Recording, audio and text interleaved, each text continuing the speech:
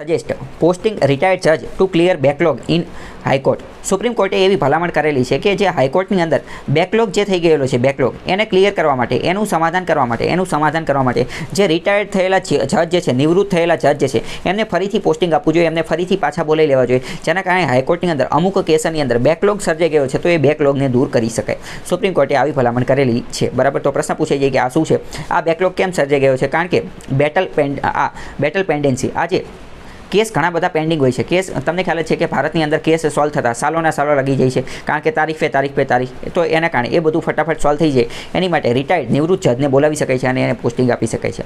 આ bench lead ભાઈ CGI, આપણે જે સીજીઆઈ જે છે એને ત્યાં વાત કરેલી છે કે રિટાયર્ડ જજ જે છે એમને બોલાવવા જોઈએ અને એમને પોતાના એક્સપર્ટીઝના આધારે, જે પર્ટિક્યુલર ફિલ્ડમાં જે એક્સપર્ટ હોય એમના આધારે એમને આ બેકલોગ દૂર કરી શકાય એવી કોશિશ કરવી જોઈએ. સેવરલ પ્રોબ્લેમ, પરંતુ આની અંદર અમુક પ્રોબ્લેમ રહેલા છે. There are suits pending case in chartered courts and in north India. ઉત્તર ભારતની અંદર જોઈએ તો ઘણા બધા કેસની અંદર અમુક કેસ તો એવા છે કે જે 30 વર્ષથી પેન્ડિંગ છે. તો રિટાયર્ડ જજને જો લઈ દેવામાં આવે તો એ આ કેસને એ બધાને હેન્ડલ કરી શકે છે, આ ડિસ્પ્યુટ્સને, આ વિવાદને એ બધું પણ ફટાફટ સોલ્વ કરી શકે છે. તો આવું સુપ્રીમ કોર્ટે અત્યારે ભલામણ કરેલી છે. આની માટે એડહોક જજની નિમણૂક કરી શકાય છે. એડહોક જજ એટલે શું તમને ખબર હોવી જોઈએ. Chief justice said that appointment of ad hoc જજ. એડહોક જજ જે છે એ ભારતીય બંધારણના 224A માં કીધેલું છે. 224A માં કીધેલું છે.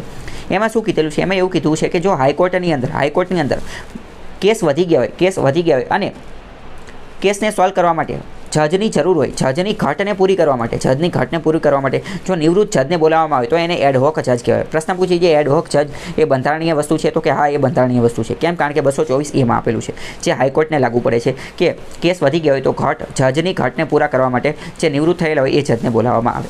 અંડર ધ આર્ટિકલ સીજીઆઈ, અને આ બોલાવે કોણ? તો કે ચીફ જસ્ટિસ ઓફ હાઈકોર્ટ. હાઈકોર્ટના જે ચીફ જસ્ટિસ, હાઈકોર્ટના જે મુખ્ય ન્યાયાધીશ હોય, કોઈ પણ રાજ્યની કોઈ પણ હાઈકોર્ટના મુખ્ય ન્યાયાધીશ એ મે એટ એની ટાઈમ, કોઈ પણ સમયે the previous consent of the president, એ પહેલાં રાષ્ટ્રપતિની મંજૂરી લે અને રાષ્ટ્રપતિની મંજૂરી લઈ અને પછી જે વ્યક્તિને જજ તરીકે બોલાવવાનો છે એને રિક્વેસ્ટ કરે, એને વિનંતી કરે અને પછી કહે કે તમે આવી રીતે અહીંયા આવી અને કેસ સોલ્વ કરો તો સારી વસ્તુ છે. તો આવી રીતે કરી શકાય. પ્રશ્ન પૂછાય છે કે 224A અંતર્ગત એડહોક જજ એ કોણ નિમણૂક કરે? તો કે ચીફ જસ્ટિસ ઓફ હાઈકોર્ટ, જે તે હાઈકોર્ટના જે મુખ્ય ન્યાયાધીશ હોય એ કરે છે.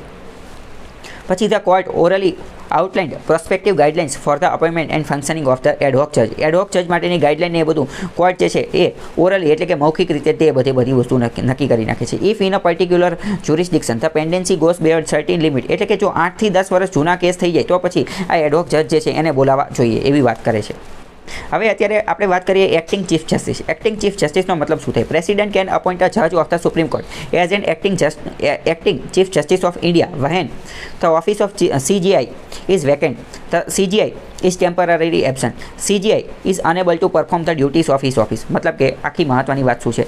રાષ્ટ્રપતિ કોઈ જજની સુપ્રીમ કોર્ટના મુખ્ય ન્યાયાધીશ તરીકે નિમણૂક કરી શકે છે, પરંતુ એ એક્ટિંગ CGI હશે, મૂળ CGI નહીં હોય. ખાલી કાર્યકારી માટે થોડા સમય માટે તે એ CGI તરીકે એની નિમણૂક કરી શકે. ક્યારે? જ્યારે તો CGI જે છે એની જગ્યા ખાલી હોય, એની સીટ જે છે વેકેન્ટ થઈ ગઈ હોય, ખાલી થઈ ગઈ હોય, અથવા તો CGI જે છે એ થોડા સમય માટે એબસેન્ટ, ગેરહાજર હોય, પોતાના કામથી કાંઈક ગયા હોય ત્યારે, અથવા તો CGI જે છે એ unable to perform his duties, તેમની ફરજો, તેમના કાર્ય જે છે એ નિભાવવા માટે, તેમની ડ્યુટી, તેમની ફરજ નિભાવવા માટે અસમર્થ હોય, અનેબલ હોય, તો આવા કેસની અંદર રાષ્ટ્રપતિ કોઈ વ્યક્તિને સુપ્રીમ કોર્ટના એક્ટિંગ CGI તરીકે નિમણૂક કરી શકે છે. તો આ તમને ખ્યાલ હોવો જોઈએ. આગળ બીજી વાત કરીએ કે એડહોક જજ શું છે? તો એડહોક જજ શું છે? When there is a lack of quorum of the permanent judges to hold or continue any session of the Supreme Court. જો સુપ્રીમ કોર્ટની અંદર કોઈ મિટિંગ શરૂ કરવાની હોય અને એમાં જજની સંખ્યા ખૂટતી હોય, એટલે કે ક્વોરમ ખૂટતું હોય, ક્વોરમ પૂરું થતું હોય નહીં. ક્વોરમનો મતલબ શું? કે મિટિંગ શરૂ કરવા માટે ઓછામાં ઓછા જેટલા જણાની જરૂર પડે એટલા વ્યક્તિ, તો ક્વોરમ પૂરું ન થતું હોય પરમેનન્ટ જજનું, તો આવા કેસની અંદર CJI ભારતના સુપ્રીમ કોર્ટના મુખ્ય ન્યાયમૂર્તિ કેન અપોઇન્ટ એટલે કે નિમણૂક કરી શકે છે અ જજ ઓફ હાઈકોર્ટ, જે તે હાઈકોર્ટના જજની નિમણૂક કરી શકે છે સુપ્રીમ કોર્ટની અંદર એડહોક જજ તરીકે of the supreme court for a temporary period, પરંતુ થોડા સમય માટે જ. બરાબર. તો અહીંયા મહત્વની વસ્તુ, એડહોક જજની સુપ્રીમ કોર્ટમાં નિમણૂક ક્યારે થાય? એડહોક જજની સુપ્રીમ કોર્ટમાં નિમણૂક કોણ કરી શકે? CJI કરી શકે. CJI જે છે એ કરી શકે. બરાબર. અને એ પણ ક્યારે? જ્યારે ક્વોરમ પૂરું થતું ન હોય ત્યારે. તો CJI જે છે એ આ પ્રકારનું કાર્ય કરી શકે છે અને હાઈકોર્ટમાંથી બોલાવશે, હાઈકોર્ટના જજને બોલાવશે. He can do so only after consultation with the Chief Justice of High Court. અને એ જે હાઈકોર્ટમાંથી બોલાવે તો એ હાઈકોર્ટના ચીફ જે મુખ્ય ન્યાયાધીશ હોય, CJ હોય, એને પણ બોલાવવા પડે, એને પણ વાતચીત કરવી પડે, એની સાથે કન્સલ્ટેશન કરવી પડે. અને આની માટે પહેલાં તો રાષ્ટ્રપતિની પૂર્વ મંજૂરી પણ લેવી પડે છે. કોન્સેન્ટ ઓફ ધ પ્રેસિડેન્ટ, રાષ્ટ્રપતિની મંજૂરી પણ જોઈએ. તો ટૂંકમાં અહીંયા એટલું યાદ રાખવાની કોશિશ કરો કે જો સુપ્રીમ કોર્ટે એડહોક જજને બોલાવવાના છે. એડહોક જજ એ પહેલાં તો સુપ્રીમ કોર્ટ બોલાવે શું લેવા, તો કે કોરમ પૂરું ન થતું હોય, કોરમ પૂરું ન થતું હોય, અમુક જજ ખૂટતા હોય મિટિંગ શરૂ કરવા માટે, તો એ બોલાવી શકે. ક્યાંથી બોલાવે? હાઈકોર્ટના જજને બોલાવે. હાઈકોર્ટના જજને બોલાવવા માટે પહેલાં તો એને પ્રેસિડેન્ટની કોન્સેન્ટ મંજૂરી લેવી પડે, અને જે હાઈકોર્ટના બોલાવવાના, જે રાજ્યની હાઈકોર્ટના બોલાવવાના હોય, તો એ હાઈકોર્ટના જે મુખ્ય ન્યાયાધીશ હોય એની કોન્સેન્ટ, એની મંજૂરી લેવી પડે. બરાબર. The judge so appointed should be qualified for appointment of the judge of the, અને આ જે જજને બોલાવે તો એ જજ જે છે પહેલાં તો એટલી ક્વોલિફિકેશન, એટલી લાયકાત પણ ધરાવતા હોવા જોઈએ કે સુપ્રીમ કોર્ટના જજ બની શકે. પછી એવું નહીં કે હજી નવો 1 વર્ષ પહેલાં જ તે નોકરી લાગી હોય ને એને તાત્કાલિક, એવું નહીં. એની લાયકાત પણ હોવી જોઈએ. સુપ્રીમ કોર્ટના જજ બનવાની એની લાયકાત પણ હોવી જોઈએ. It is the duty of the જજ so appointed to attend the sitting of the supreme court in priority other duties of his office. અને તો જ્યારે કોઈ વ્યક્તિની આ એડહોક જજ તરીકે નિમણૂક કરવામાં આવે તો એ એની ફરજ રહેશે કે સુપ્રીમ કોર્ટની અંદર એ બધી બેઠક જે છે, સિટિંગ જે છે, એની અંદર ભાગ લે અને એની અંદર ભાગ લે. બરાબર. અને સાથે સાથે એ પોતે જે હાઈકોર્ટમાં નોકરી કરતો હશે એ નોકરી તો કરશે જ, એ ડ્યુટી તો એની ઓફિસની અંદર તો કામ કરશે, તે સાથે સાથે સુપ્રીમ કોર્ટમાં પણ કરશે.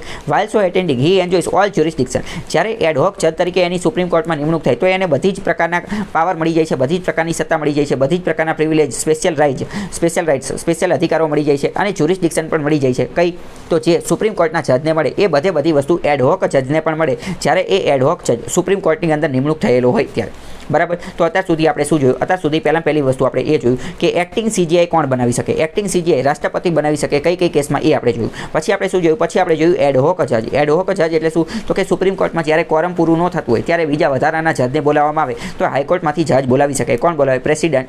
સીજીઆઈ બોલાવે છે, સીજીઆઈ. આગળ વાત કરીએ રિટાયર્ડ જજ.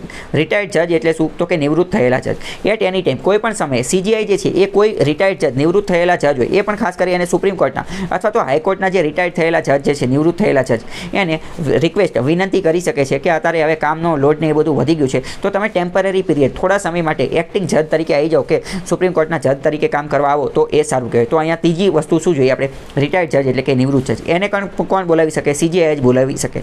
હી can do so only with the previous consent of the. આની માટે પણ પ્રેસિડેન્ટ, રાષ્ટ્રપતિની મંજૂરી, કોન્સેન્ટ જરૂરી છે. And also of the person to be so appointed. અને એવા વ્યક્તિ, એ વ્યક્તિ જે જજ કે જેને જજ તરીકે બોલાવવાના છે એની પણ જે કોન્સેન્ટ જે છે, સહમતિ એ જરૂરી છે. કારણ કે એવું પણ બની શકે કે માની લો કે અત્યારના સીજીઆઈ જે છે એ કોઈ એ નામના વ્યક્તિ કે જે 2010માં નિવૃત્ત થઈ ગયેલા છે જજ તરીકે, એને બોલાવે, પરંતુ એ જજ એ ત્યાં આવવાનું ના પાડી દે તો એ વ્યક્તિ આવવાનું ના પાડી દે કે ના હું અત્યારે કામમાં છું, મારે અત્યારે ટિકટોક બનાવવાનું હોય છે. બરાબર. તો એવું પણ કહી શકે છે. તો સચ અ જજ is entitle to such allowance as the president may determine. તો રાષ્ટ્રપતિ જે રીતે નક્કી કરે એ રીતે એને એલોવન્સ, ભથ્થું ને એ બધું મળતું હોય છે. બરાબર. તો એમના પગાર, આજે રિટાયર્ડ જજને બોલાવે, રિટાયર્ડ જજને, તો એને પગાર ને એ બધું એલોવન્સ કઈ રીતે મળે? રાષ્ટ્રપતિ નક્કી કરે એ રીતે મળે. આ અત્યારે રિટાયર્ડ જજની વાત છે. He will also enjoy the jurisdiction. અને એ જે વ્યક્તિ જે છે એને પણ સુપ્રીમ કોર્ટના જજની જેટલું તે જ્યુરિસ્ડિક્શન, ન્યાયિક ક્ષેત્ર અને પાવર ને પ્રિવિલેજ ને એ બધું એની જેટલે જ મળે છે. But he will not otherwise be deemed to be જજ ઓફ ધ સુપ્રીમ કોર્ટ. પરંતુ એ સુપ્રીમ કોર્ટના જજ ગણાતા નથી. તો અત્યાર સુધી આપણે શું જોયું? અત્યાર સુધી આપણે એ જોયું કે એક્ટિંગ સીજીઆઈ કોણ બની શકે. પછી આપણે એ જોયું એડહોક જજ સુપ્રીમ કોર્ટમાં કોણ બની શકે. અને પછી આગળ આપણે શું જોયું? આગળ આપણે જોયું રિટાયર્ડ જજ. તો આ જજના અલગ અલગ પ્રકાર હતા.